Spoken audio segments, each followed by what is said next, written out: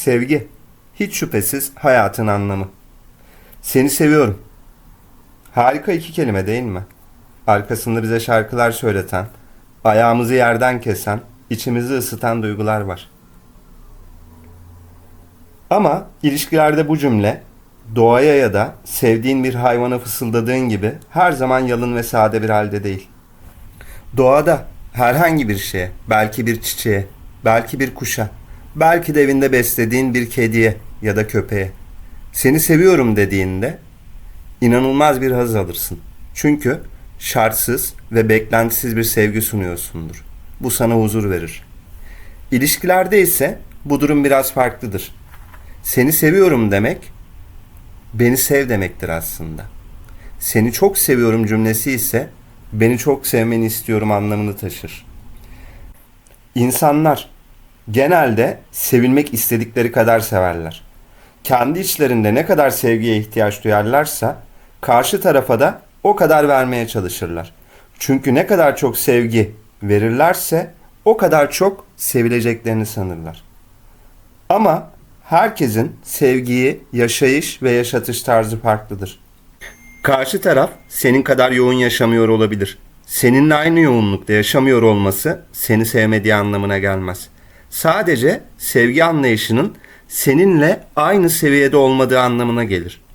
O sevgiyi kendi yaşadığı ve gösterebildiği kadar tanır. Senin yoğunluğunu, senin hissettirmek istediğin biçimde anlayabilmesi kolay değildir. Bu fark edilmediğinde ilişkide yavaş yavaş bir bozulma süreci başlar. Sevmek, insanın içindeki bütün sevgiyi bir anda karşı tarafa toplu halde yansıtması değildir. Sevginin doğal hali zamanla yaşandıkça, paylaşıldıkça yayılmak ve birlikte büyüterek bir bütün oluşturmaktır. Sağlıklı ilişkilerde süreç genellikle şöyle işler. Önce ilgi başlar, sonra merak gelir, ardından güven oluşur, bağlılık gelişir ve en sonunda derinlik yerleşir.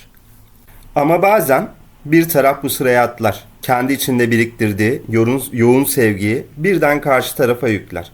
Karşı taraf henüz o derinlikte değildir. Bu yüzden o yoğunluk sevgi olarak değil, biraz ağır ve anlaşılması zor bir şey gibi hissedilir. Burada ilk kırılma başlar. Yoğunluğu karşılık bulmayan taraf kendini yeterince sevilmemiş hissetmeye başlar. Ve çoğu zaman bu noktada geri çekilmez. Tam tersine daha fazla vermeye başlar. Daha çok ilgi gösterir. Daha çok fedakarlık yapar. Daha çok çaba harcar. Sanki ne kadar fazla verirse ilişkinin o kadar iyiye gideceğini sanır. Ama sonuç çoğu zaman istenildiği gibi olmaz. Karşı taraf bu fazla çabayı sevgi artışı olarak değil, üzerinde binen bir baskı olarak algılamaya başlar. Ya da hak etmeye bile zahmet etmediği, kolay kazanılmış bir ilgi gibi görür. Hiçbir şey yapmadan, hatta kötü davranarak bile değerli olabileceğini hissetmeye başlamıştır artık. Veren taraf ise ben onun için her şeyi yapıyorum. Hala neden karşılığını alamıyorum? Çıkmazına girmeye ve yorulmaya başlar. Bu aşamada ilişkide en önemli doyum mekanizması bozulmaya başlamıştır. Gerçekten seven bir insan için en büyük tatmin sevilmekten çok sevdiğini mutlu edebildiğini görmektir. Onun yüzündeki mutluluğu ben yarattım hissi birçok insan için sevilmekten daha doyurucudur. Tıpkı bir babanın çocuğuna bisikleti alması gibi. Baba bisikleti aldığı için değil, o bisikletle çocuğunu mutlu edebildiğini gördüğü için mutlu olur. İşte tam bu doyum bir taraf her şeyi üstlendiğinde karşı tarafın elinden alınır. Artık diğerinin çabasını göstermesine, bir şeyi kendisinin çözmesine, mutluluğu kendisinin yaratmasına alan kalmaz. Her şey hazır gelir. Çaba olmayınca sevginin içinde taşıdığı o kişisel anlam da zayıflar. Sonuçta her iki tarafta kaybeder. Biri yorulur ve karşılık bulamaz. Diğeri ise kendi katkısını ve o katkıdan alacağı doyumu yaşamadan kaybeder. İlişkilerde en sessiz bozulmalardan biri sevgi eksikliğinden değil, sevgi dengesizliğinden doğar. Bir taraf fazla vererek sevgiyi arttırmaya çalışır. Diğer taraf bu fazlalığı baskı olarak hisseder. Veren taraf tükenir. Alan taraf ise kendi sevme ve mutlu etme alanını kaybeder. Oysa sağlıklı sevgi karşılıklı olarak alan bırakan bir yapıdadır.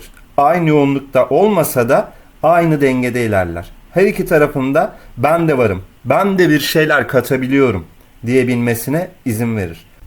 Özetle sevgi cümlelerinin altındaki talepleri fark edebilmek, yoğunluk farkını görmek, fazla seviyor diye karşı tarafı değersizleştirmemek, gereğinden fazla çaba harcamanın daha fazla sevgi getirmeyeceğinin farkına varmak ve karşı tarafın sana ait olmadığını, seninle hayatı güzelleştiren ama senin dışında ayrı bir birey olduğunu farkında olmak.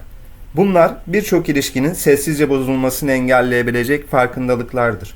Çünkü sevgi bazen daha fazla vermek değil, doğru zamanda, doğru dozda ve karşılıklı alan bırakarak büyür.